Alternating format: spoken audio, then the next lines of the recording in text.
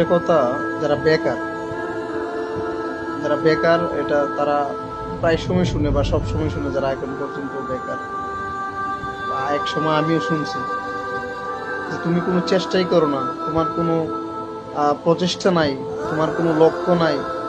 তুমি কিভাবে পাইবে, আল্লাহ তোমাকে কিভাবে দিবে, আল্লাহ তোমাকে কিভাবে দিবে, তোমার তো কোনো চেষ্টাই নেই, আল্লাহ কি তোমাকে তোমার দেয়াল ছিদ্র করে দিব, আল্লাহ কি তোমাকে তোমার টিন ছিদ্র করে তোমাকে গড়ে এনে দিব? তবে এটা সত্য, কোনো মানুষ কোনো মানুষ যদি বিশ্বাস করে যে আল্লাহ তাকে দিবে, এবং সেই যদি জাস্ট সামান্য পরিমাণ, অর্থাৎ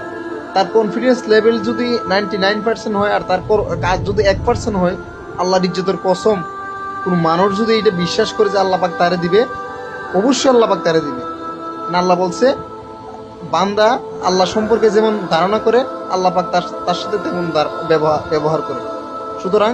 আল্লাহর প্রতি ওই ধরনের বিশ্বাসটা রাখতে হবে যে না, আল্লাহ পাক আমাকে দিবে এবং অবশ্যই দিবে। এই ধরনের ধারণা রাখলে অবশ্যই অবশ্যই আল্লাহ পাক তাকে তার কাঙ্ক্ষিত জিনিস বা যে কোনো জিনিস, সেটা আমি আমার ব্যক্তিগত জীবন থেকে আমি কথাটা আজকে বলছি।